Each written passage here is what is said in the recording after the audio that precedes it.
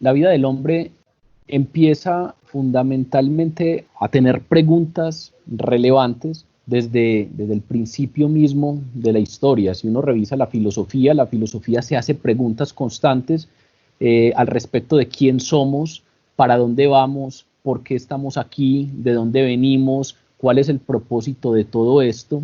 Y no es algo nuevo que tengamos dudas existenciales al respecto de todo lo que pasa acá. Y es que la vida del hombre en términos generales es una búsqueda interminable. Tenemos hambre y sed de muchas cosas. Y comienzo por acá porque el discurso de hoy de Jesús tiene que ver con lo que es capaz de satisfacer realmente nuestra hambre y nuestra sed. Nosotros vivimos en un mundo que tiene hambre espiritual, en un mundo desesperado por significado. Hay algunas personas religiosas y otras que no lo son, pero las que no son religiosas porque están ya cansadas posiblemente de ese moralismo un poco rancio en los que los educaron sus familias, no quiere decir que no sean espirituales. Si ustedes ven, pareciera que estuviéramos totalmente abiertos y hambrientos de cosas que tengan que ver con trascendencia. Entonces adoptamos formas espirituales orientales, y entonces hoy en día los que no son religiosos pues se jactan de no serlo, pero al mismo tiempo entonces buscan cierta estabilidad espiritual en asuntos espirituales que tengan otras corrientes, y entonces se hacen reiki, y entonces estabilizan sus búsquedas y sus desequilibrios a través de sus chakras, y encuentran algunos paliativos a sus búsquedas espirituales en temas como el yoga. Tenemos constantemente un hambre y una búsqueda espiritual porque hay una desesperada sed de significado, porque el hombre le busca el significado a las cosas. Por eso le comencé planteando que esto no es algo nuevo. Desde el principio el hombre se hace preguntas trascendentales. No solamente estamos aquí, sino que queremos saber para qué estamos aquí y de dónde venimos y qué va a pasar cuando ya no estemos, cuando dejemos de existir. El chileno Manfred Max Neef, que es uno de los teóricos del desarrollo y sobre todo el desarrollo a escala humana, establece que, por ejemplo, fuera de toda religión y fuera de todo discurso religioso, él establece que el ser humano tiene 10 necesidades básicas, y dentro de las necesidades básicas él establece la trascendencia espiritual. Dice que no necesariamente eso se llena con religión, o no necesariamente se llena para todos de la misma manera, pero sí establece que todos los seres humanos tenemos 10 necesidades básicas, todos necesitamos eso, y en ese él incluye la trascendencia espiritual. ¿Por qué? Pues porque al parecer tenemos hambre y sed de algo, estamos buscando significado, estamos buscando algo que nos lleve un poco más allá. Y esto muy seguramente tiene que ver con que desde el principio Dios nos creó para servirle, y Dios nos creó para estar en comunión con Él. Si uno revisa cosas como el capítulo 3 de Génesis, después de que el hombre y la mujer fueron engañados por la serpiente, hay narraciones que nos dan a entender un poco cómo era esa comunión entre ellos. Por ejemplo, Génesis 3:8 dice: y oyeron la voz de Dios que se paseaba por el huerto al aire del día, y el hombre y la mujer se escondieron de su presencia entre los árboles.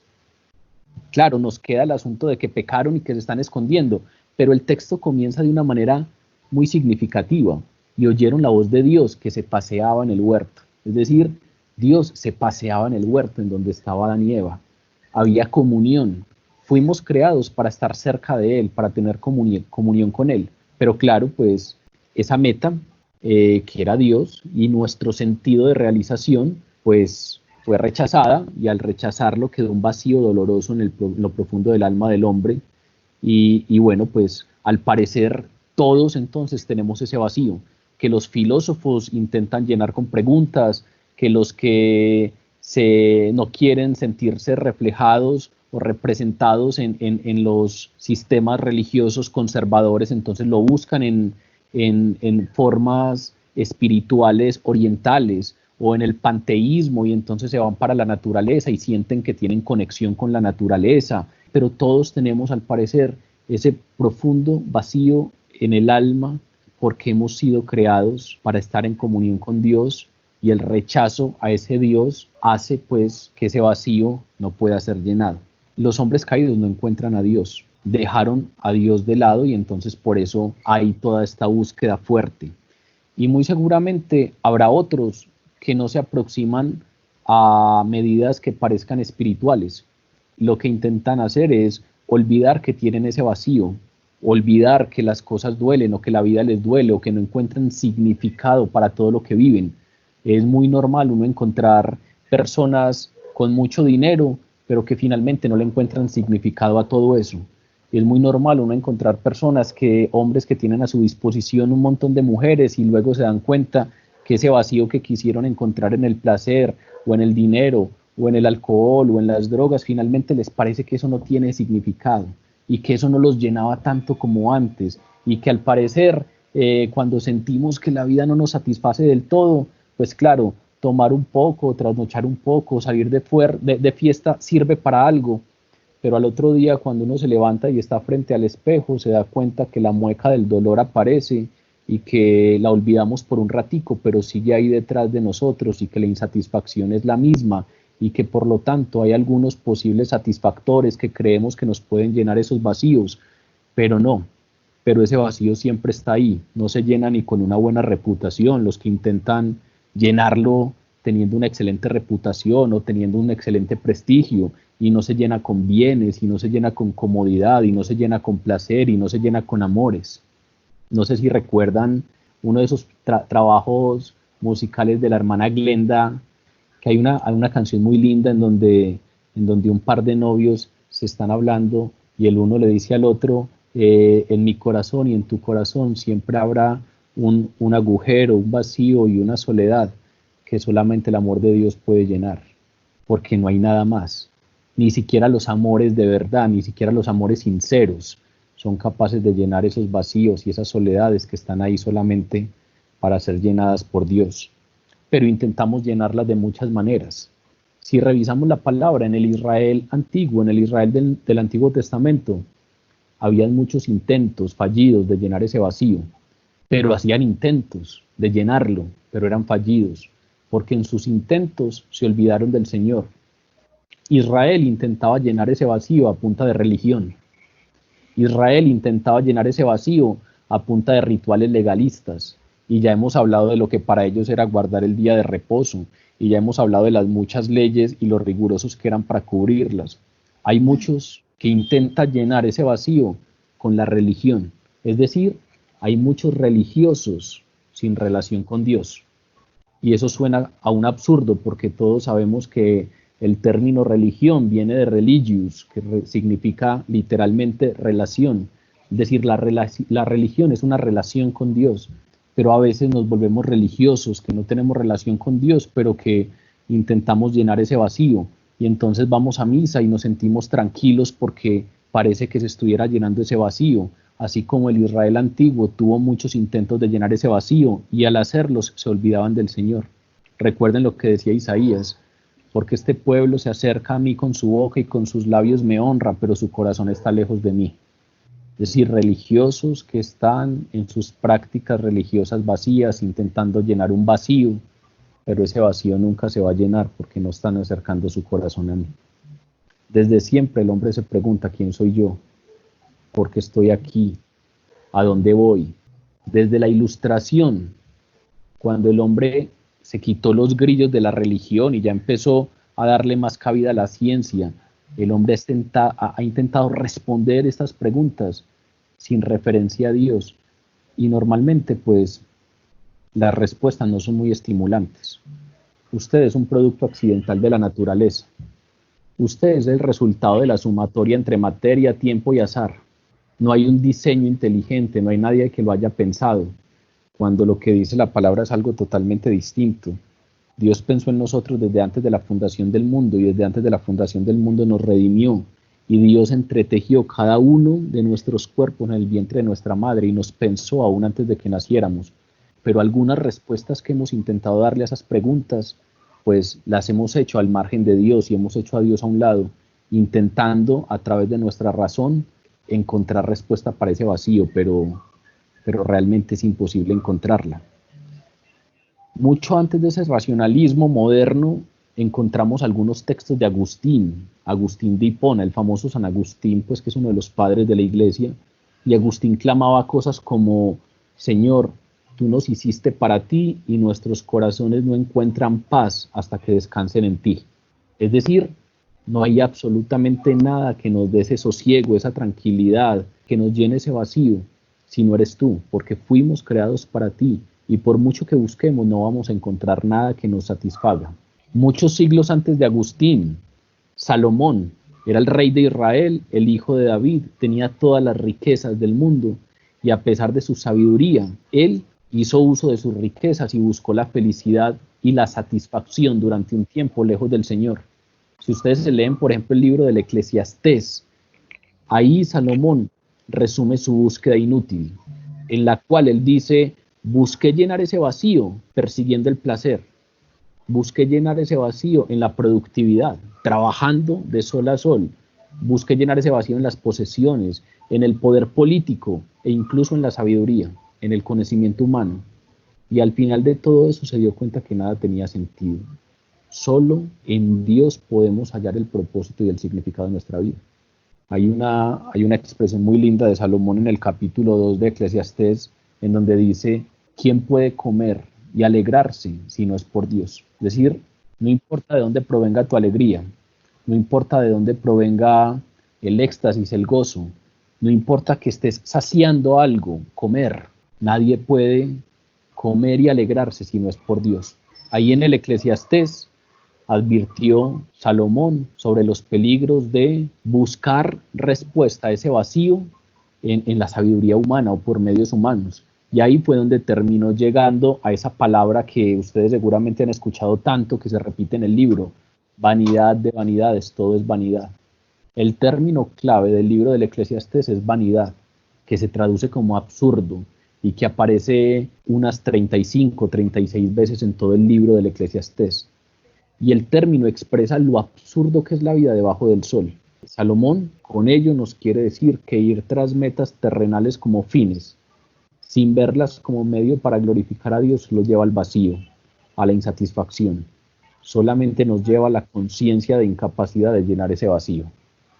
Todos los seres humanos tenemos ese vacío. Se busque en la religión, se busque en los bienes, se busque en la reputación, se busque en el prestigio, se busque en formas espirituales que parecen más cool o más actuales. Todos buscan la trascendencia existencial. Tenemos un vacío fuerte porque hemos sido creados para tener comunión con Dios y el pecado en el Edén nos quitó la relación o la comunión con Dios. Esa es la gran tragedia de la humanidad, el pecado. El pecado nos alejó de Dios y la gran tragedia que tenemos es la tragedia del Edén. Es que el hombre estaba en comunión con Dios y después de pecar siente temor, se esconde, evita la cercanía y después de eso, por eso se le llama el hombre caído, el mundo caído, porque es el mundo sin relación con Dios, el hombre sin relación con Dios. Si ustedes se leen todo el Antiguo Testamento es un gran relato de lejanías. Algunos poquitos, tienen algo de cercanía, pero el Antiguo Testamento es un gran libro, un gran relato de lejanías. A mí me impresiona, siempre me ha impresionado el capítulo 24 del Éxodo, cuando el Señor le dice a Moisés: sube tú ante Dios, sube tú ante mí, ante Yahvé tu Dios, pero no vas a subir solo, vas a subir con Aarón, y vas a subir con Nadab y con Abiú y con 70 de los ancianos de Israel. Y todos se inclinarán desde lejos, solamente tú te acercarás a mí. Sube con todos, sube con Aarón, sube con Nadab, sube con Abiú, sube con los 70 ancianos, pero los demás que esperen lejos, solo tú te vas a acercar, porque solamente algunos tienen cercanía, los demás desde lejos. Comienzo con esto porque es muy importante tener plena conciencia de eso, para entender que a este mundo caído en el sinsentido, a este mundo caído en la decepción, en el desánimo, en el desespero, en la insatisfacción, en la incapacidad de llenar vacíos, intentos de llenar ese vacío sin que sean provechosos, a ese mundo caído es que vino Jesús. A este mundo de lejanías fue que vino Jesús. Y vino precisamente a restaurar la relación quebrada. Vino precisamente a darnos cercanía, a darnos intimidad. Vino precisamente a permitirnos tener comunión con Dios. Vino a llenar el vacío que hemos intentado llenar por tantos medios y que por otro medio es imposible llenar. Porque solamente a través de él los pecadores pueden tener perdón para que puedan acercarse delante de Dios. Solo a través de él podemos ser salvos, solo a través de él. Recuerden lo que dice Hechos 4:12. De hecho, en ningún otro hay salvación, porque no hay bajo el cielo otro nombre dado a los hombres mediante el cual podamos ser salvos. No hay ningún otro. Solamente Él nos puede dar esa restauración de la relación con Dios, a través de lo cual nosotros podamos llenar ese vacío que tenemos en el alma, en el corazón. Vino a darle respuesta a nuestra necesidad de trascendencia espiritual, de nuestra necesidad de trascendencia existencial. Y a ese vacío, Jesús, analógicamente, lo relaciona con el vacío que siente el cuerpo sin comida. Jesús viene y en su discurso nos dice, ese vacío que ustedes tienen, ese vacío que han tenido desde el principio de la historia humana, ese vacío que han intentado llenar de tantas maneras, ese vacío se parece un poco al vacío que siente el cuerpo cuando no tiene comida. Esa sensación de debilidad, esa sensación de desánimo, esa sensación de no solamente no querer, sino no poder hacer nada, porque no está ese combustible que necesitamos para poder hacerlo. Y entonces Jesús se presenta como la comida espiritual que el alma hambrienta necesita. Esa fue la primera sección que vimos hace 8 días. Jesús se nos presenta como la comida espiritual que el alma hambrienta necesita para satisfacer ese vacío, para llenar ese vacío que tiene en el alma. Eso fue lo que vimos desde el versículo 30 hasta el versículo 50. Ahora, en esta segunda parte, es la sección concluyente. Desde el versículo 51 hasta el versículo 59, Jesús nos hace un llamado. Ya Él se nos ha presentado como esa comida espiritual que puede darnos satisfacción a nuestra alma hambrienta, y ahora nos hace un llamado a que nos apropiemos de esa comida, que nos apropiemos de Él por la fe. Voy a leer para todos. Yo soy el pan vivo que descendió del cielo. Si alguno comiere de este pan, vivirá para siempre, y el pan que yo daré es mi carne, la cual yo daré por la vida del mundo. Entonces los judíos contendían entre sí diciendo, ¿cómo puede éste darnos a comer su carne?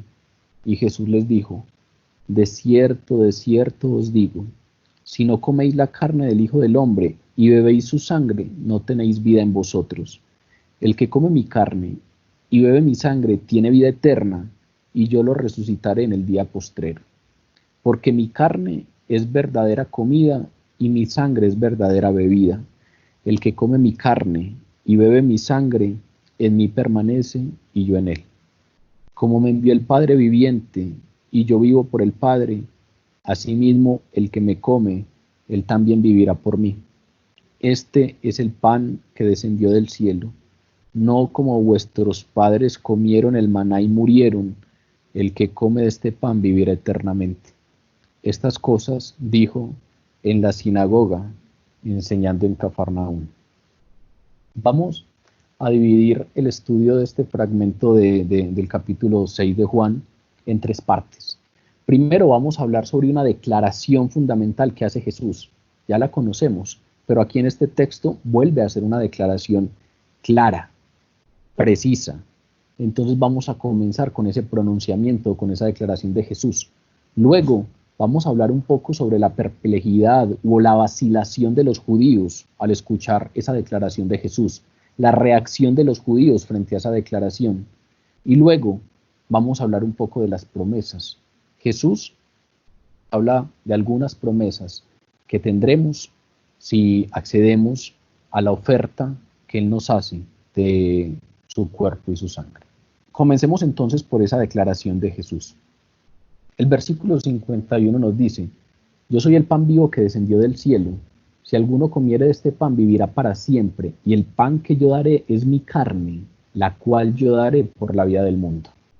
Por quinta vez Jesús afirma ser el pan vivo que desciende del cielo. Si ustedes revisan lo que venimos leyendo desde hace 8 días, en el versículo 33 lo dice, en el versículo 35 nos lo volvió a repetir, luego en el versículo 48 nos vuelve y dice: yo soy el pan de vida. Luego en el versículo 50 nos vuelve y nos dice que Él es el pan de vida, y ahora en el 51 por quinta vez nos dice: yo soy el pan vivo que descendió del cielo. Ahora, lo nuevo frente a esta declaración que hace Jesús es que nos añade una promesa: si alguno comiere de este pan, vivirá para siempre. Vean que una de las cosas interesantes de este discurso de Jesús es que nos está llevando hacia algo que ya hablamos hace 8 días, que es, nos está mostrando esas dos realidades que tienen que complementarse, que tienen que ver con la responsabilidad humana de creer en Jesús versus la soberanía de Dios en la salvación, que ya nos enseñó en el versículo 37, cuando nos dice: todo lo que el Padre me da vendrá a mí. Y luego en el versículo 39, cuando nos dice: y esta es la voluntad del Padre del que me envió. Y luego en el 44, cuando nos dice: ninguno puede venir a mí si el Padre que me envió no lo trajere.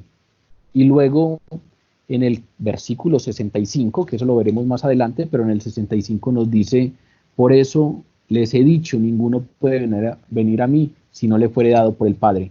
Él, en todo su discurso, viene mostrándonos un lado, y es: no desconozcan esto. La salvación depende de la soberanía divina. Ninguno puede venir a mí si no les he dado eso por el Padre. Pero tampoco desconozcan esto: ustedes son responsables de creer. Y en este versículo 51 nos está hablando de esa parte de la responsabilidad humana. Yo soy el pan vivo que descendió del cielo. Si alguno comiere de este pan, vivirá para siempre. Si usted tiene hambre, venga y apropiese. Si usted tiene ese vacío en su corazón, venga y apropiese, porque estamos hablando de la responsabilidad que usted tiene frente a esta oferta que hace el Señor. Dani, ¿tienes una pregunta? Sí, Alejo. ¿Sí? Es que a mí siempre me ha generado mucha confusión, y creo que ya era una pregunta que qué pena volvernos un poquito, porque es en el versículo 44, donde dice: nadie puede venir a mí si no lo trae el Padre que me ha enviado, y yo lo resucitaré en el último día. Y entonces me genera mucha duda, porque aquí dice que no van a llegar a Él si no son enviados por el Padre. Pues, ¿cómo es esa lección? Porque unos sí y otros no. Bueno, eso creo que lo conversamos un poco hace 8 días, pero voy a responderte. Intentaré ser muy conciso. Bueno, lo primero es que la palabra nos habla claramente de estas dos vertientes que acabo de plantear, que tienen una línea totalmente invisible. Tu pregunta intentan, como muchas personas se han hecho la misma pregunta, intentan determinar claramente hasta dónde llega ese hilo invisible de la responsabilidad humana y hasta dónde llega ese hilo invisible de la soberanía divina. Es decir, hasta dónde esto de la salvación depende de mí o depende del que quiere, y hasta dónde esta parte de la salvación depende de que Dios elija. Una respuesta única, Dani, no vas a tener. Y precisamente el propósito de este grupo que tenemos no es adoctrinar a nadie. Aquí lo que queremos hacer es plantear y exponer las diferentes visiones que hay e intentar a lo sumo ser lo más cercanos a la palabra posible, pero cada uno de ustedes debe ser responsable de cómo se aproxima. Frente a ese tema específico que estás planteando, hay algunas conclusiones finales a las que han llegado algunos teólogos que dicen: bueno, pues haga todo como si solamente dependiera de usted y sepa que depende de Dios. Entonces uno ve como una imbricación directa muy clara entre lo que es el actuar de Dios y lo que es la responsabilidad humana. Ya yéndome a asuntos más concretos, de ahí salen, Dani, diferentes posturas. Está la postura, por ejemplo, de que Dios tiene una presciencia. ¿Qué significa la presciencia? La presciencia nos da a entender que Dios ya conoce todo lo que va a pasar, y que por lo tanto Él, conociendo cómo es nuestro corazón y nuestras decisiones, no necesariamente es que nos esté supeditando las decisiones, sino que Él, conociéndolo todo de antemano, Él ya en su plan de salvación sabe quiénes van a acceder por el camino de Dios y quiénes no. Es decir, Sí. hay una primera línea de aproximación al tema que dice, no, Él no está eligiendo, sino que en su presciencia Él ya sabe cuáles van a ser las decisiones de cada uno. Él, aunque no supedita a su soberanía la voluntad de cada uno de nosotros, sí sabe de antemano qué es lo que va a pasar, porque para Él el día de mañana no es desconocido. Entonces, por ejemplo, Él sabe exactamente cuáles son los salvos. Entonces, cuando nosotros decimos que nuestros nombres estén escritos en el libro de la vida, con toda seguridad, eso no es una sorpresa para Dios. Pues no, Dios no nos está por allá desde lejos mirando y sorprendiéndose como, ay, hijo de madre, este me creyó y yo no contaba con eso, vamos a escribirlo en el libro de la vida porque yo no contaba con que creyera. No, a Él no lo coge por sorpresa. Entonces hay una primera aproximación que plantea que esa elección a la que se refieren estos versículos como el 44 tienen que ver con la presciencia de Dios. Hay otros que plantean que definitivamente es imposible creer a no ser que Él primero nos haga un guiñito, que Él primero nos llame. Y esa es una segunda vertiente, que es la vertiente de algunas líneas de pensamiento, de algunas doctrinas cristianas que consideran que esa soberanía no es tan pasiva, no es simplemente que Él conozca nuestras decisiones, sino que Él sí tiene injerencia en lo que nosotros haremos o no en términos de la respuesta que le daremos a la salvación. Esa segunda vertiente no se basa en la llamada presciencia, sino que esa segunda vertiente es la que comúnmente se denomina la gracia irresistible. ¿Qué quiere decir la gracia irresistible? Que cuando Dios llama, no hay nadie que pueda resistirse, porque Dios es como aquel que enamora por dentro y por fuera. No es como cuando tú tienes un pretendiente que externamente está haciendo cosas para llamar tu atención y entonces te lleva flores o te invita a comer o te lleva chocolates o está pendiente de ti y externamente está haciendo cosas para moverte un poquitico el corazón, pero desde afuera, sino que Dios actúa desde afuera, pero Dios también actúa desde dentro. Y entonces internamente Él nos puede inducir a algunas cosas. Y entonces esta segunda línea plantea que nadie, absolutamente nadie puede creer en Dios a no ser que Él dé el primer paso. Y hay algunos textos muy fuertes frente a eso, sobre todo en Romanos, en donde Pablo, por ejemplo, habla de Jacob y de su hermano Esaú, que recuerda que ellos eran gemelos. Y Pablo dice, desde que estaban en el vientre de la madre, aún no habían hecho ni mal ni bien. Desde ese momento, Dios amó a Jacob y a Esaú aborreció. Son palabras muy duras. Entonces hay esta segunda línea que llaman de la gracia irresistible, que dice, Dios no es injusto, no vengan aquí a decir que Dios es injusto porque tomó a unos y a otros no. No, todos nos merecemos el infierno. Es decir, si usted llega al infierno, lo único que puede hacer es mirar para arriba y decir, Señor, yo lo merezco. Y si Dios le quiere dar algo a alguien, pues se lo da. Esa es la línea que es más desde el accionar fuerte de Dios, desde la soberanía. Y está la línea totalmente contraria que plantea a partir del versículo que dice, Dios quiere que todos los hombres se salven y lleguen al conocimiento de la verdad. Esta es una tercera línea de aproximación que plantea que la única voluntad que tiene Dios para la raza humana es que ojalá todos lo conozcan, pero que algunos lo conocerán y otros no. Que el sacrificio de Cristo Jesús fue suficiente para todos, pero los que se aproximen entrarán y los que no, no. Creo que esos son asuntos que vamos a ir desmenuzando poco a poco a medida que avancemos en algunos textos. Aquí en Juan vamos a profundizar un poco en ello con un texto que viene un poco más adelante.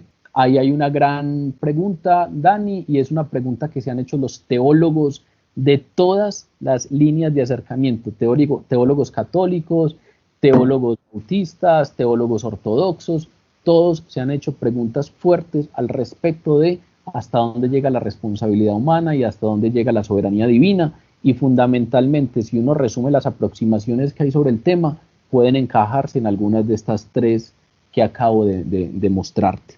Creo que más adelante vamos a ir teniendo un poco más de herramientas para que cada uno de ustedes, a la luz de la palabra, pueda ir sacando algunas conclusiones propias y en oración también vaya teniendo algunas claridades mayores. Sin embargo, lo más importante es entender que si tenemos esa comezón, pues hago esta última aclaración es porque en algunos grupos, cuando les expongo esa parte de la elección divina, normalmente eso le genera mucha carga a las personas y mucha desazón, porque dicen, ¿y qué pasa entonces si yo no estoy entre esos elegidos? ¿Y qué pasa entonces si yo no soy de los que el Padre le envió a Jesús? ¿Y qué pasa si yo soy un tontico que ando intentando entrar y entrar y entrar y entrar, pero yo no estoy en la lista? Si tienes sed y si estás tocando y si intentas ir y si quieres conocer a Dios, estás actuando en tu responsabilidad, pero tu propia responsabilidad también te está confirmando que la voluntad de Dios es que hagas eso y que estés ahí y que te quiere dentro del cuerpo de la iglesia. Crean con todo su corazón que Jesús dio su vida por ustedes y luego con calma le encontraremos explicación, si es porque Él eligió o porque ustedes llegaron, pero que este tipo de conversaciones doctrinales nunca traiga desasosiego y desesperanza a sus corazones. Si ustedes están buscándole, es porque Él entregó su vida por ustedes y su sacrificio los alcanza, son coherederos juntamente con Él de todas las cosas y Él los resucitará en el día postrero. Íbamos retomando un poco, íbamos entonces en que la comida... Alejo, gracias. Con mucho gusto, Dani. ¿Qué hace Jesús para hablarnos de esa propuesta que nos hace? Utiliza una analogía muy linda, que es la analogía de la rutina diaria y simple de comer. Vean que Jesús tiene un discurso para la gente sencilla, para la gente humilde, para la gente que no necesariamente es ilustrada, no es letrada, no tiene estudios, y por eso la mayoría de parábolas de Jesús tienen que ver con cosas que la gente veía constantemente. El grano de mostaza, la semilla que cae en el terreno fértil o la que cae entre arbustos o la que cae en tierra seca, cosas que los agricultores de la época, cuando estuvieran arando y cuando estuvieran en sus labores cotidianas, pudieran recordar y tener muy presente las palabras de Jesús. Aquí se remite a una figura muy linda y es algo que no es desconocido para nadie. Todos, absolutamente todos, tenemos rutinas diarias de comida. Son rutinas simples, pero que todos las tenemos. Y él hace uso de esa analogía de la rutina diaria y simple de la comida para comunicar una verdad espiritual profunda. Y esa analogía sugiere 5 paralelos fundamentales para apropiarse de esa verdad espiritual. Si ustedes revisan y piensan con detenimiento, el asunto de la comida, aunque sea una rutina diaria y simple, tiene unas características fundamentales que nos pueden servir para entender esta propuesta de Jesús. Lo primero es que la comida es totalmente inútil a menos que se coma.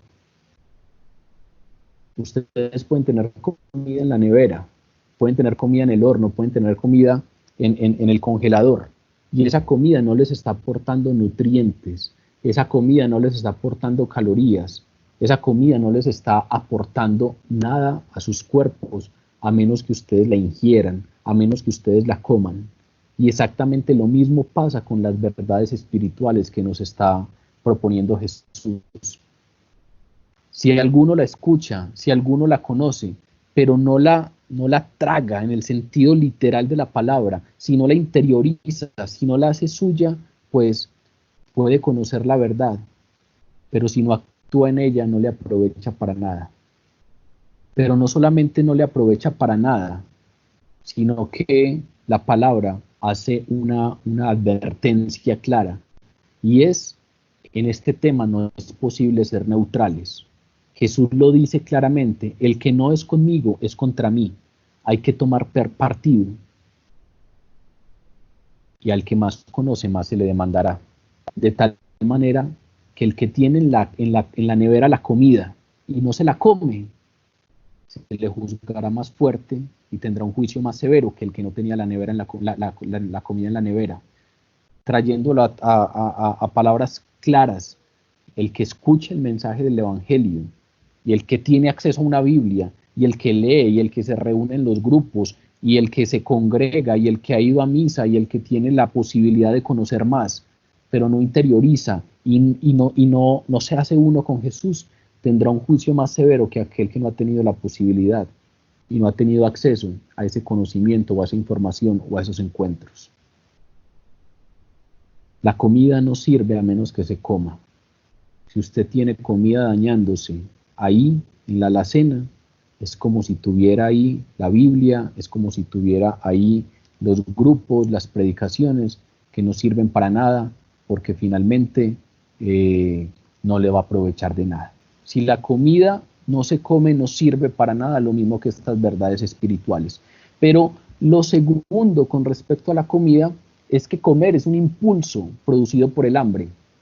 Es decir, a quienes estén llenos no les interesa comer.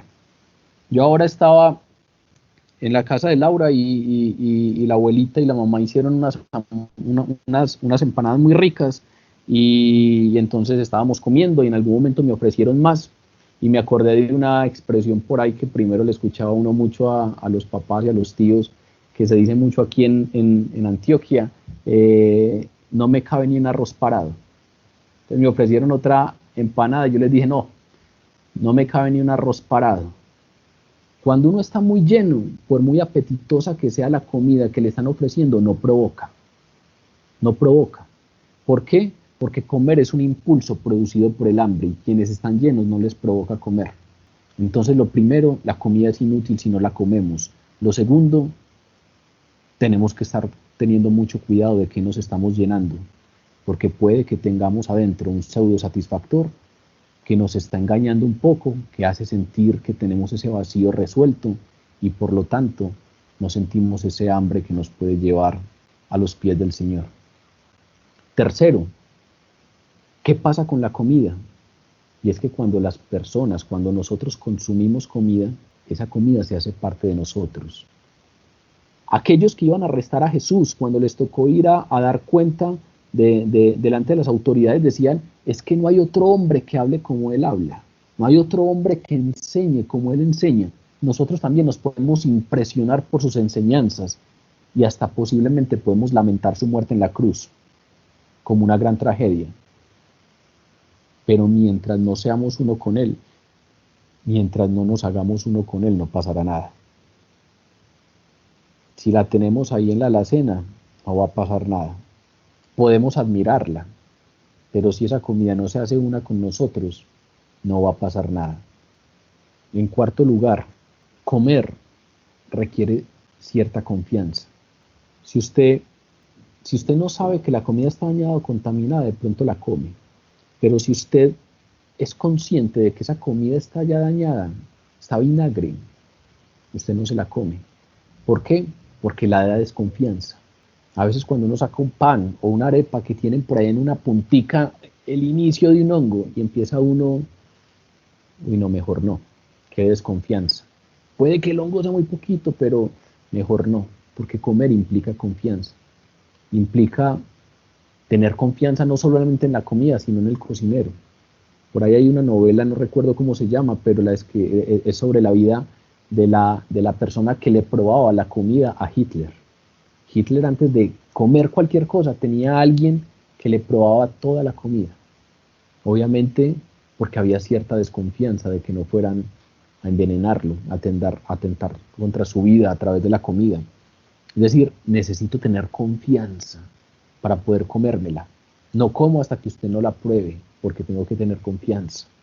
El sábado pasado estábamos celebrando el cumpleaños de mi mamá, hicimos una comida que se veía un poquito rara, porque eran unos calamares rellenos. Y María Camila, como veía eso raro, no comió. ¿Por qué? Porque muy seguramente, al no ser el pollo que ya lo conoce, o al no ser la presentación del arroz que ya conoce, o al no ser las papas que ya conoce, eso le generaba desconfianza.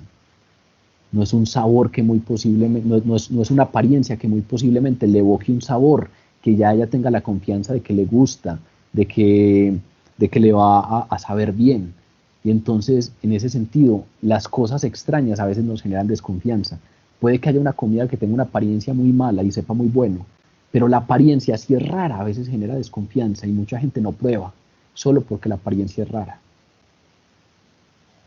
Comer requiere confianza. Así, la metáfora que nos hace Jesús, la metáfora del pan de vida, implica creer en Jesús, implica confiar en Él, implica conocerlo, implica tener cercanía con Él.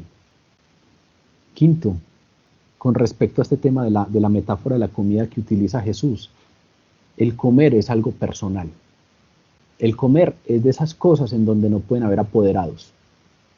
Si uno necesita firmar algo y se va a ir del país, pues uno le deja un poder a alguien. Pero uno no puede dejar un apoderado para el tema de la comida. Nadie puede comer por otro.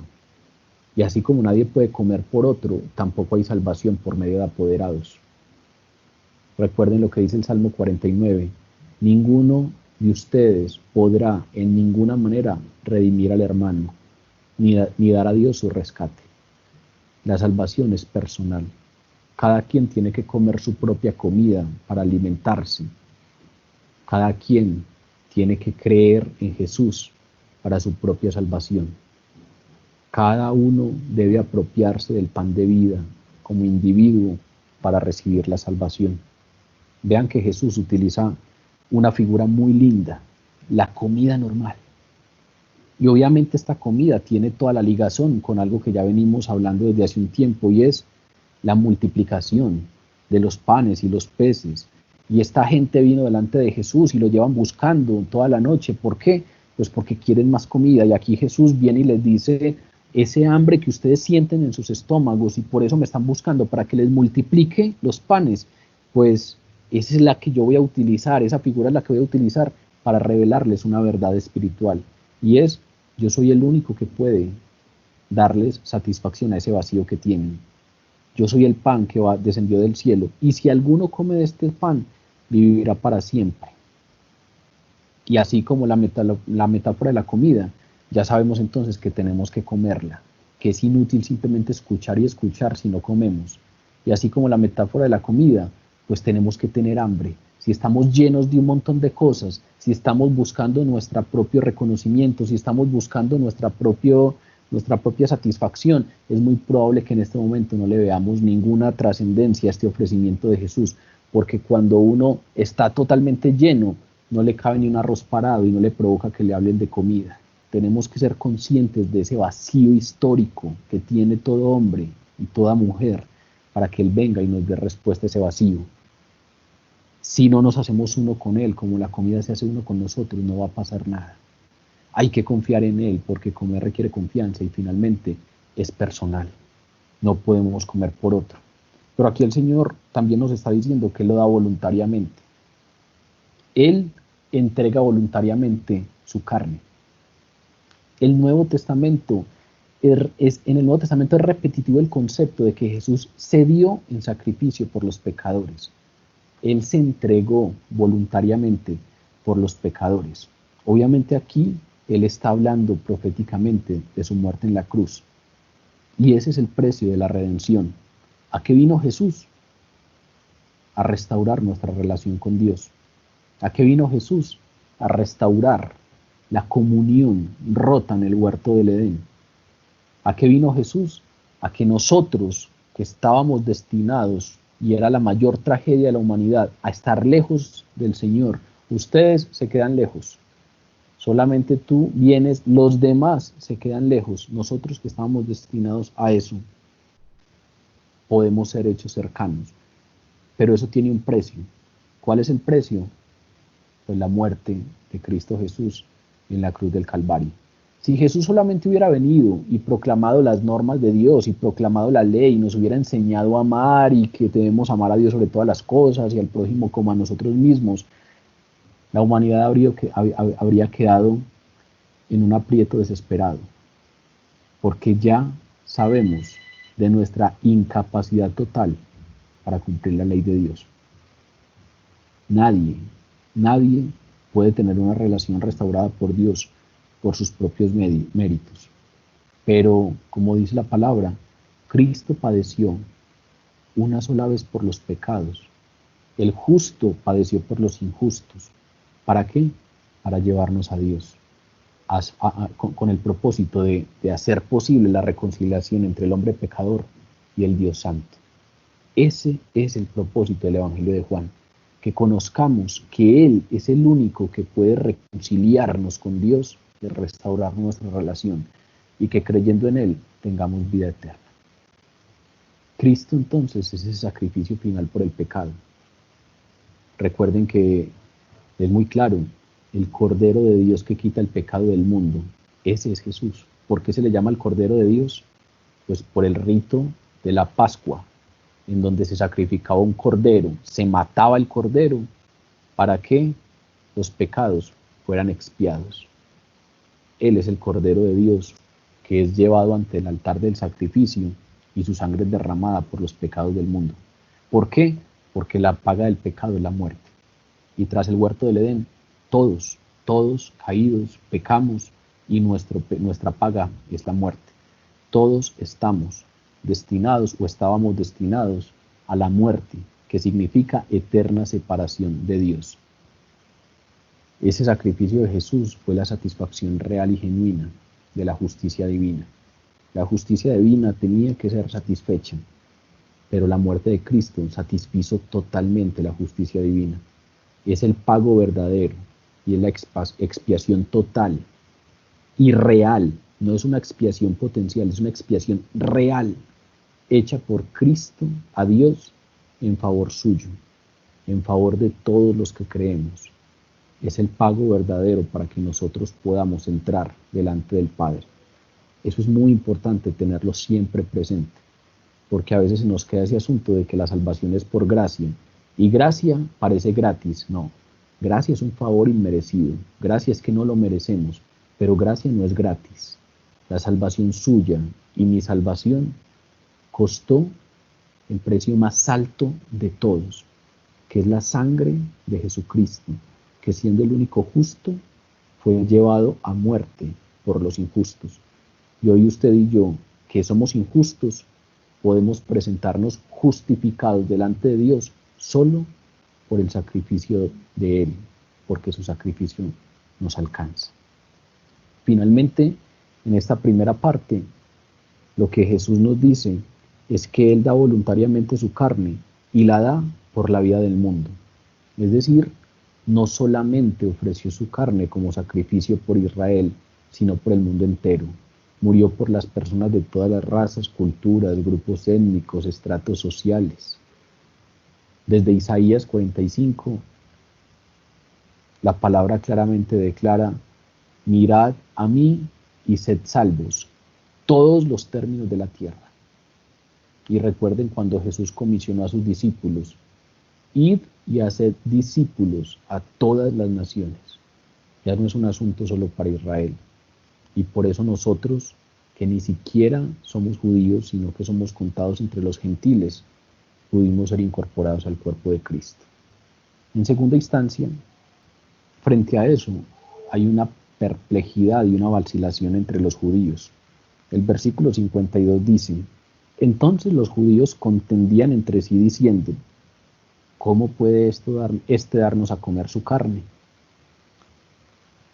Obviamente Jesús no estaba hablando de canibalismo cuando habló de comer su carne. Estaba dando una ilustración física de una verdad espiritual. Estaba utilizando la figura, vuelvo y repito, rutinaria, sencilla de la comida, que tenía todo que ver con el milagro que había hecho para revelarnos una verdad espiritual. Sin embargo, una vez más, los judíos malinterpretaron esa declaración de Jesús y como resultado, ¿qué estaban haciendo? Dice la palabra: contendían entre sí. Si uno revisa el original de ese término, contendían, es el verbo mashomai, que quiere decir reñir, pero no reñir ahí entre palabritas, sino que el mashomai habla de una pelea o de una riña o de una disputa acalorada. Es decir, los judíos realmente no se tragaban ese cuento. Los judíos realmente les sorprendió y empezaron a disputar acaloradamente sobre ese asunto de que cómo es posible que éste venga a decirnos que puede darnos a comer su carne. El centro de la conversación se centró en la pregunta: ¿cómo éste puede darnos a comer su carne? Estaban cegados por su ignorancia, no veían la verdad espiritual que estaba siendo revelada, se quedaron en la figura metafórica que utilizó Jesús, no eran capaces de entender esa importancia y entonces estaban obviamente perplejos y estaban contendiendo frente a esto. Hay algunos que interpretan a partir de aquí que el lenguaje de Jesús no es tan metafórico, sino que de este versículo se basa todo el tema de la doctrina de la transubstanciación. No sé si están familiarizados con el término. La doctrina de la transubstanciación es la enseñanza según la cual el cuerpo y la sangre de Cristo están literalmente presentes en el pan y el vino de la Eucaristía. Y que Jesús estaba aquí de entrada ya hablando de que es necesario entonces comerlo y que lo que estaba haciendo era refiriéndose a la doctrina de la transubstanciación, en donde entonces en la Eucaristía comemos su cuerpo y bebemos su sangre. Sin embargo, creo que cuando uno lee la palabra con calma en este capítulo, Jesús está hablando metafóricamente desde este punto. Luego va a venir un momento en el que Él instaura la Eucaristía, pero en este momento no está instaurada la Eucaristía. Es decir, plantear que Él aquí nos está enseñando la doctrina de la transubstanciación es como plantear que Él nos estaba hablando de cosas que era obvio que no íbamos a entender o que los presentes no iban a entender, porque solamente las podrían entender después de la última cena, cuando estuviera instaurado el sacramento de la Eucaristía. Asunto pues que dista mucho de lo que Jesús está haciendo acá, que es directamente hablarles y revelar una verdad espiritual que puede ser totalmente comprendido por sus oyentes, sin necesidad de esperar eventos futuros para poder encontrarle sentido a lo que Él está diciendo. Lo segundo, que es muy poco probable, por lo cual es muy poco probable que aquí Él nos esté hablando de la transubstanciación, es que cuando uno viene acá y encuentra la palabra carne, ¿cómo puede éste darnos a comer su carne? Y cuando Él habla de que yo les daré mi carne, Él utiliza la palabra sarx. La palabra sarx es la palabra carne, carne literal, y en todos los pasajes sobre la comunión, sobre la Eucaristía, se utiliza la palabra soma, que es la palabra cuerpo. Si uno revisa el Evangelio de Mateo, versículo 26, en donde está la instauración de la Eucaristía, se habla de soma. Cuando uno revisa el capítulo 14 de Marcos, o cuando uno revisa el capítulo 22 de Lucas, o cuando se va a Primera de Corintios en el capítulo 10 y 11, en donde también nos hablan de la Eucaristía, se nos habla con el término soma. Él nos da su cuerpo. Aquí Él está haciendo una referencia muy directa a su carne, entonces es muy poco probable que esté utilizando a través del término sarx la misma referencia a la que se refería con su cuerpo cuando instauró la Eucaristía. Pero fundamentalmente creo que lo más importante acá es que Él dice: si alguno comiere de este pan, vivirá para siempre. Si alguno comiere de este pan, vivirá para siempre. Es decir, aquí Jesús no nos está enseñando una práctica devocional, no nos está hablando de un medio de gracia. La Santa Cena es un medio de gracia. La Eucaristía es un medio de gracia, a través del cual podemos en nuestra vida espiritual crecer, podemos dar un paso más en ese proceso de santificación, en ese proceso de tener comunión con Él, en ese proceso de que el Espíritu Santo forje el carácter de Cristo Jesús en nuestros corazones. Es decir, en palabras más simples, lo que quiero decir es que la comunión no es para los incrédulos, la comunión es para quienes ya son creyentes. Cuando Jesús instaura la Eucaristía, a sus discípulos les dice: hagan esto en memoria mía. Es decir, la Eucaristía no es el medio para ser salvos. Decirlo así sería que estuviéramos diciendo que cualquiera que participe en la Santa Cena o en la Eucaristía va a obtener la vida eterna. Y no es así, no hay nada más lejano a las enseñanzas de las Escrituras. En las Escrituras nos dejan muy claro que el medio para tener vida eterna es Jesús.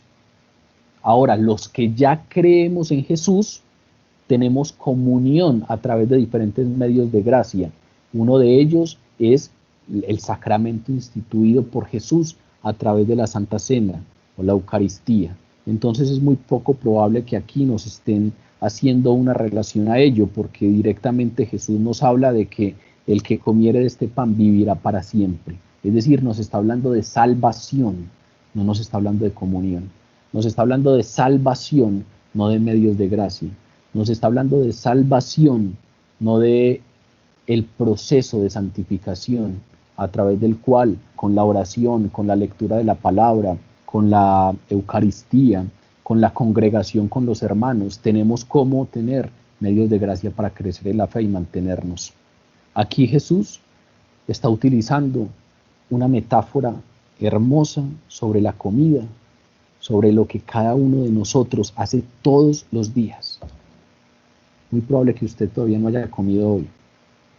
Y así como Jesús utilizaba las parábolas para que cuando estos agricultores sencillos, estos pastores sencillos, cuando estuvieran allá en su rebaño o en su sembrado, recordaran las palabras, la oveja perdida, la cizaña en medio del trigo, todas estas parábolas que hablan de figuras y de elementos que están en la vida cotidiana.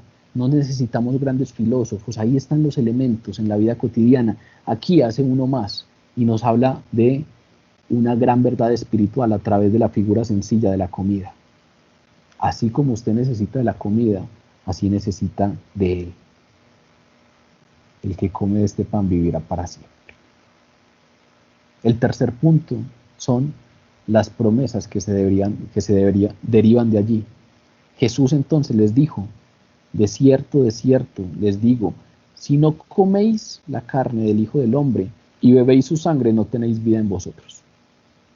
El que come mi carne y bebe mi sangre tiene vida eterna, y yo le resucitaré en el día postrero. Porque mi carne es verdadera comida y mi sangre es verdadera bebida. El que come mi carne y bebe mi sangre, en mí permanece y yo en él. Como me envió el Padre viviente y yo vivo en el Padre, asimismo el que me come, él también vivirá por mí. Este es el pan que descendió del cielo, no como vuestros padres vivieron. El que come de este pan vivirá eternamente. Jesús, después de que declara que él es el pan que desciende del cielo, y después de que los judíos por ignorancia no entienden su declaración y empiezan a contender al respecto de cómo es posible que él literalmente les diera a comer su carne, Jesús, a pesar de esa contienda y a pesar de esa incredulidad manifiesta, no bajó el tono, no suavizó las palabras, y en lugar de eso hizo sus enseñanzas aún más difíciles de tragar, aún más difíciles de aceptar. ¿Por qué? Porque los remató agregando un concepto escandaloso. Aquí, en el discurso, por primera vez, además de hablar del pan del cielo, habla que no solamente hay que comer la carne del Hijo del Hombre, sino que hay que beber su sangre. Y beber su sangre, o comer algo que todavía tuviese sangre, era escandaloso para los judíos. Estaba estrictamente prohibido en la ley del Antiguo Testamento, en muchas partes. Voy a leerles algo que saqué de algunos versículos en el libro de Levítico, capítulo 17, si revisamos el capítulo 9 del Génesis, si revisamos el capítulo 12 de Deuteronomio, si revisamos incluso en el Nuevo Testamento el capítulo 15 de Hechos, encontramos muchas cosas de estas. Les voy a leer un trozo del capítulo 17 de Levítico, del versículo 10 al versículo 14. Dice así: si cualquier varón de la casa de Israel o de los extranjeros que moran entre ellos comiere alguna sangre, yo pondré mi rostro contra la persona que comiere sangre y la cortaré de entre su pueblo, porque la vida de la carne en la sangre está, y yo os la he dado para hacer expiación sobre el altar.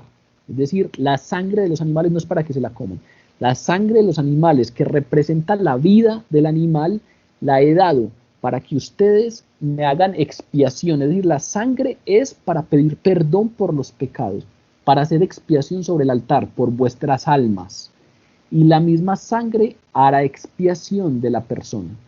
Por tanto, he dicho a los hijos de Israel: ninguna persona de vosotros comerá sangre, ni el extranjero que mora entre vosotros comerá sangre, y cualquier varón de los hijos de Israel o de los extranjeros que moran entre ellos, que cazare animal o ave que sea de comer, derramará su sangre y la cubrirá con tierra, porque la vida de toda carne es su sangre.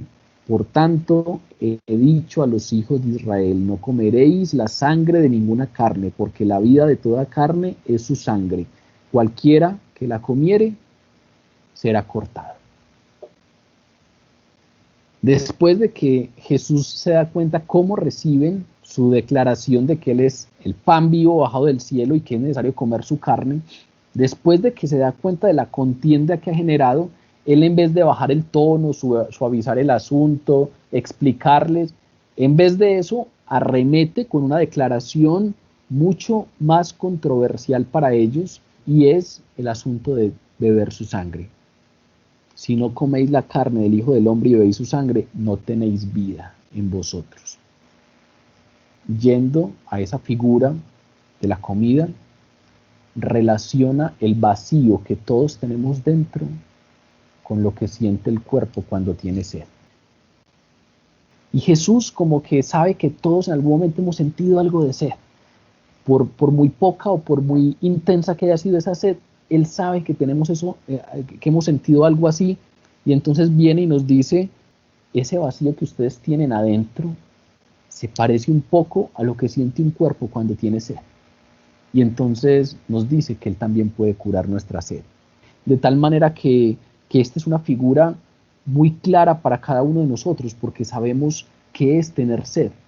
Y las dos metáforas tienen directa relación con la necesidad de aceptar el sacrificio de Cristo Jesús, su carne entregada en el altar, su sangre derramada, como dice Levítico 17, la sangre es para la expiación por los pecados. En el Nuevo Testamento la sangre es con frecuencia una representación gráfica de la muerte de Jesús en la cruz como pago por nuestros pecados. Y a ese sacrificio es que apuntaban todos los sacrificios del Antiguo Testamento. Cada que alguien sacrificaba un cordero en el Antiguo Testamento, estaba señalando la necesidad de que el Cordero de Dios fuera inmolado para que pudiéramos restaurar, o para que pudiera ser restaurada nuestra relación con Dios. Sin embargo, eso que para nosotros hoy es claro, ese concepto del Mesías crucificado, era un gran obstáculo para Israel. Esta gente no relacionó eso con la muerte de Jesús. ¿Por qué? Porque el Mesías crucificado era otro escándalo. Ellos no querían un Mesías crucificado, no esperaban un Mesías crucificado, esperaban un Mesías glorioso, un Mesías glorificado, un Mesías, como nos describe la palabra, que va a venir en su segunda venida. En su segunda venida, todos sus enemigos se postrarán a sus pies y toda boca confesará, creyentes y no creyentes confesarán que Jesús es el Señor. Ellos esperaban eso. Lo que nosotros esperamos en la segunda venida era lo que los judíos estaban esperando en la primera venida. Y entonces, la idea o el concepto del Mesías crucificado era un gran obstáculo para todos ellos.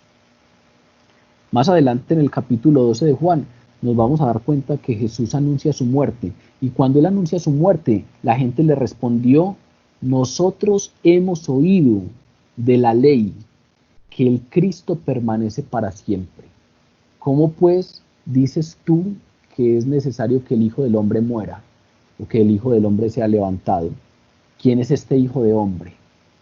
Es decir, la ley les decía a ellos que el Cristo permanecería para siempre, como efectivamente pasa. Pero eso para ellos era un tropezadero. Ellos no podían entender que el Cristo esperado tuviera que padecer y tuviera que morir. Estaban esperando que los redimiera de sus enemigos humanos, del imperio romano, del emperador que los sometía y les tocaba pagar impuestos, pero no estaban pensando en que es necesario pagar el precio de nuestros pecados y satisfacer la justicia divina. Recuerden a Jesús reprendiendo en el camino a Emaús a los discípulos, a los dos discípulos que vacilaban. Recuerden que les decía, oh insensatos y tardos de corazón para creer lo que los profetas han dicho. ¿No era necesario que el Cristo padeciera estas cosas y que entrara en su gloria? Los versículos de Isaías, del Mesías padeciente, no los recordaban. Ellos esperaban un Mesías glorioso. Para los judíos es totalmente escandaloso pensar en el Cristo padeciendo, en el Mesías crucificado. Y por lo tanto, pues simplemente esta figura no tenía ningún sentido para ellos. Un punto aquí que es importante que anotemos todos es que Jesús está hablando de comer y beber. Y los verbos comer y beber, traducidos acá, son lo que gramaticalmente se denomina un verbo aoriosto, o nosotros lo conocemos más con el término verbos indefinidos, que no son tiempos verbales presentes. ¿Para qué hago esta salvedad? Porque los verbos aoriostos o estos verbos indefinidos expresan un hecho pasado cuya duración no tiene mucho interés a los ojos del que está escribiendo. Es decir, cuando Juan escribió esto, nos estaba hablando de un hecho pasado cuya duración no le interesaba mucho precisar. En estos verbos indefinidos, la noción verbal está carente de toda duración y normalmente tiende a reducirse a un punto. Es decir, se refiere a una acción única o una acción puntual, no prolongada en el tiempo. Eso es muy importante. ¿Por qué? Porque aquí Jesús no está hablando de comer la carne constantemente, beber la sangre constantemente, que ese es otro de los puntos que nos permite entender que aquí no necesariamente Jesús nos está hablando de la Eucaristía, que después Él la instaura, la establece sacramentalmente, sí, más adelante, pero aquí nos está hablando de un punto, algo que pasa una vez, es decir, usted cuando cree en Jesús, el sacrificio de Jesús lo alcanza, sus pecados son cubiertos por la sangre de Él, y en ese momento el cuerpo de Jesús y la sangre de Jesús que fue entregada tienen validez para usted. Una vez, en un punto, en el momento en que es salvo, porque aquí estamos hablando de salvación. Eso sugiere entonces, vuelvo y repito, una apropiación de una única vez. Vuelvo y repito, no estamos aquí hablando por ahora de los medios de gracia para santificación, que son continuos. He venido preparando un tema sobre la llenura del Espíritu Santo, y cuando uno revisa, por ejemplo, cuando Pablo habla de la llenura del Espíritu Santo, utiliza un verbo totalmente distinto, utiliza un verbo continuo. Es decir, con respecto a la llenura del Espíritu Santo, no nos dicen que es una vez, nos dice, estén constantemente siendo llenos del Espíritu Santo. ¿Por qué? Pues porque hay algunas cosas que tienen que ver con nuestra vivencia diaria de Jesús, y hay otras cosas que tienen que ver con un punto específico, que es el punto a partir del cual nos hacemos creyentes. Para terminar, Jesús nos da 4 promesas. Si ustedes beben mi cuerpo, comen mi cuerpo y beben mi sangre, tienen 4 promesas. Y esas promesas creo que es lo más importante para nosotros hoy, que muy probablemente ya conocemos a Jesús y creemos en Él, y es nuestro Señor y Salvador. La primera viene en forma negativa. El versículo 53 dice, si no coméis la carne del Hijo del Hombre y bebéis su sangre, no tenéis vida en vosotros. Cuando está hablando de vida en vosotros, nos está hablando de vida presente. Está en negativo, pero también entonces nos está hablando en el sentido opuesto de que quienes no rechacen a Jesús, sino que lo apropien por fe, tienen esa vida, tienen vida en ellos. Es decir, Jesús nos está diciendo directamente que la satisfacción de la vida depende de llenar ese vacío del que hemos hablado desde el principio, y que llenar ese vacío no es solamente algo para la vida eterna, sino que nuestra vida, el sentido de nuestra vida hoy, aquí, será totalmente distinto. Tendremos vida verdadera si no le rechazamos, sino que nos apropiamos por fe de esto, de Jesús. No solamente nos está hablando de la vida cuando muramos, nos está hablando de vida abundante, nos está hablando de satisfacción de ese vacío, nos está hablando que nuestra vida puede tener un sentido totalmente distinto. Cuando pienso en esto, siempre se me viene a la cabeza lo que Pablo llamaba la extraña joya del contentamiento cristiano. Pablo decía, los cristianos recibimos una paz y un gozo que sobrepasa todo entendimiento, y tenemos una extraña joya, la extraña joya del contentamiento. Pablo decía, por todo y con todo estoy satisfecho. En la riqueza y en la pobreza estoy satisfecho. En la abundancia y en la escasez estoy satisfecho. Aún en medio de circunstancias adversas, ese gozo no me lo arrebata nadie. La extraña joya del contentamiento. Estoy contento, estoy gozoso, no porque mi vida dependa de las circunstancias externas que viva, sino por algo que ha pasado dentro de mí, y es que ese vacío que yo tenía, que solo puede ser llenado por Dios, ha sido llenado, y la tragedia que yo siempre cargué, porque es la tragedia de la humanidad, que es que estoy eternamente condenado a la lejanía de Dios, ha sido solucionada, y Jesús entregó su vida por mí, y por lo tanto mi pecado ha sido quitado, ha sido limpiado, y me presenta justificado delante del Padre, y me permite con ello restaurar mi relación con Dios, mi comunión con Dios. Recuerden a Agustín: hemos sido creados para ti y nuestra alma no descansa hasta que no te encontremos. Es como si un cristiano pudiera decir: Señor, ya mi alma reposa, ya mi alma descansa porque te encontré, porque el vacío que tenía, tú lo has llenado, y mi vida es diferente. No solo en la eternidad, no solo porque crea en la vida eterna, sino porque mi vida hoy es diferente, porque ese vacío que tenía tú lo has llenado. Porque he sido creado para ti, tengo comunión contigo. Pero nos hace una segunda promesa que tiene que ver con la vida eterna. El que come mi carne y bebe mi sangre tiene vida eterna, dice el versículo 54. Es decir, esa vida abundante, esa vida satisfactoria, ese gozo que sobrepasa todo entendimiento, que experimentan los creyentes en el presente, no terminará con la muerte, sino que se expandirá hasta su plenitud, se intensificará en la presencia de Dios y durará para siempre. Lo que nos está diciendo Jesús es: el que me recibe, el que come mi carne y bebe mi sangre, el que viene a mí y cree en mí, no solamente tendrá una vida satisfactoria y placentera, pero no por los satisfactores del mundo. No es venir a los pies del Señor y seguir queriendo llenar el vacío con los satisfactores del mundo. No es: yo vengo delante del Señor porque Él puede restaurar todas mis finanzas. Sí, lo puede hacer, pero cuidado que las finanzas no son el satisfactor de su vacío. Es Dios. Recuerde a los israelitas jugando a ser religiosos sin tener una relación con Dios, jugando a querer cubrir el vacío sin haberse encontrado realmente con el único capaz de satisfacer ese vacío. No solamente tendremos una vida gozosa y abundante en el presente, sino que esa vida no terminará jamás, porque durará para siempre, porque el que come mi carne y bebe mi sangre tiene vida eterna. La tercera promesa tiene todo que ver con la anterior: yo le resucitaré en el día postrero. La resurrección para vida eterna es la gran esperanza del creyente. Ya vimos hace unos lunes, hace unas semanas, vimos las dos resurrecciones. Sin la resurrección el Evangelio no significa nada. Recuerden el capítulo 15 de 1 de Corintios.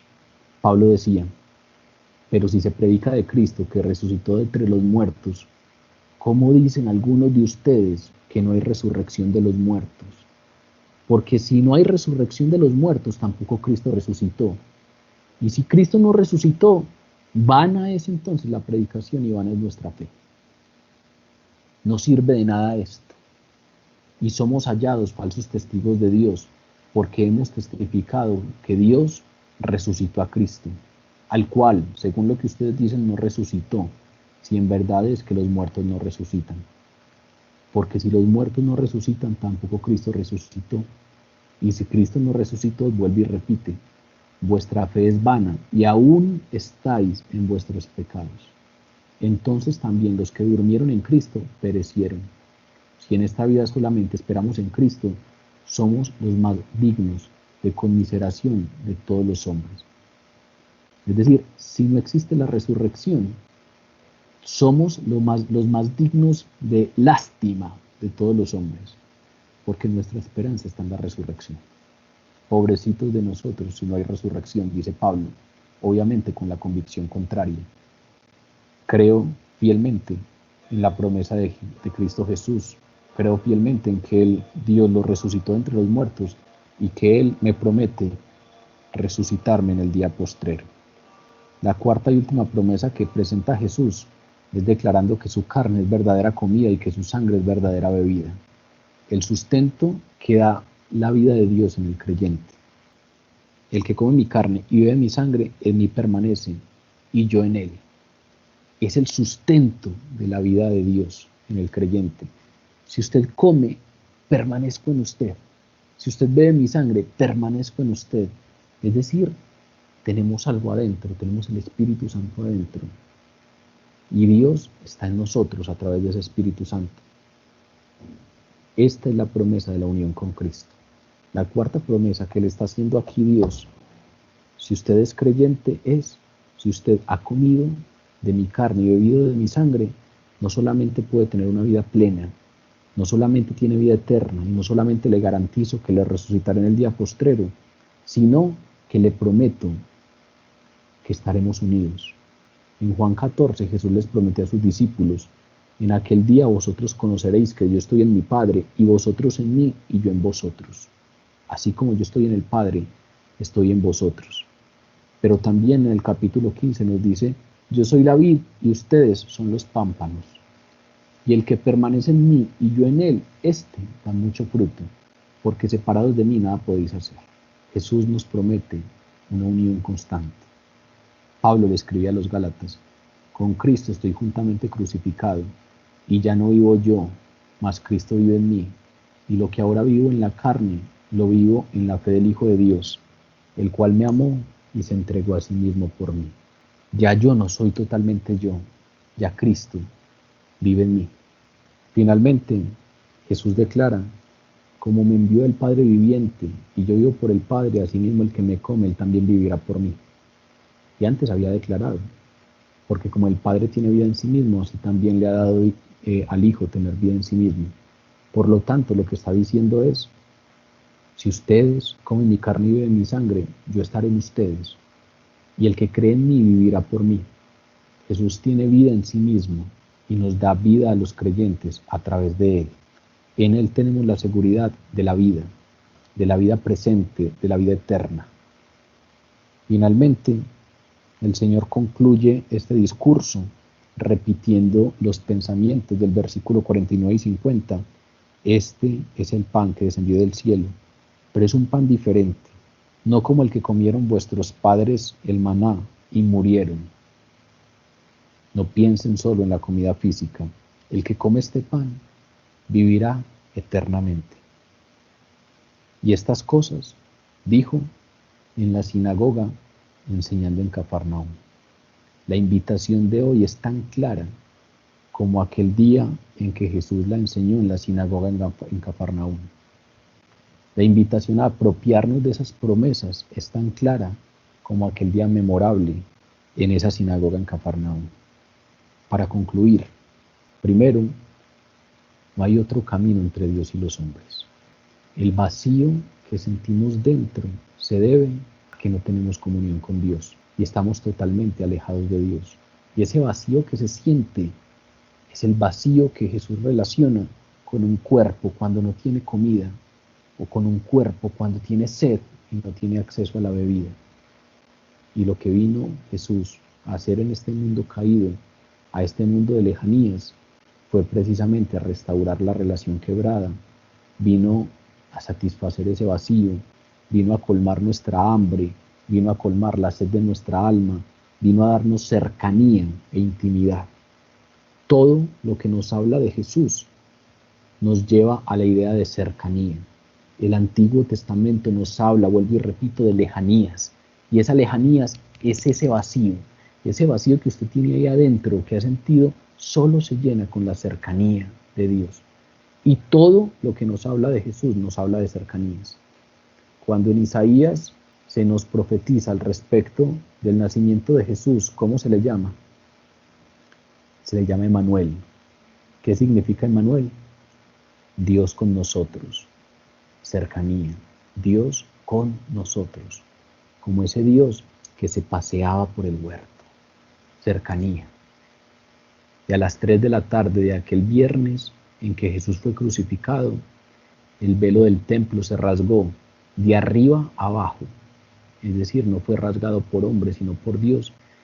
y el rasgo del templo puso al descubierto el lugar santísimo. ¿Qué quiere decir eso? Acérquense confiados. Los que antes tenían que estar lejos, ahora pueden estar cerca. ¿Cuál fue la última promesa que Jesús les dio a sus discípulos antes de ascender a los cielos? En Mateo 28:20, la última promesa que les da es: he aquí, yo estoy con ustedes todos los días hasta el fin del mundo. Cercanía. Estoy con ustedes todos los días hasta el fin del mundo. En Efesios 2, Pablo nos dice: pero ahora en Cristo Jesús, vosotros que en otro tiempo estabais lejos, habéis sido hechos cercanos por la sangre de Cristo. La tragedia de la humanidad es la lejanía de Dios, la culpa por el pecado, y no hay solución para ello aparte de Jesús. Jesús vino a este mundo caído, a este mundo de insatisfacciones y de lejanías, a restaurar nuestra relación y a que nosotros, que en otro tiempo estábamos lejos, pudiéramos ser hechos cercanos por la sangre de Cristo. Entregó su cuerpo y su sangre. Él es el pan vivo bajado del cielo. Quien come de su cuerpo nunca tendrá hambre, y el que bebe de su sangre no tendrá sed jamás. Vamos a orar.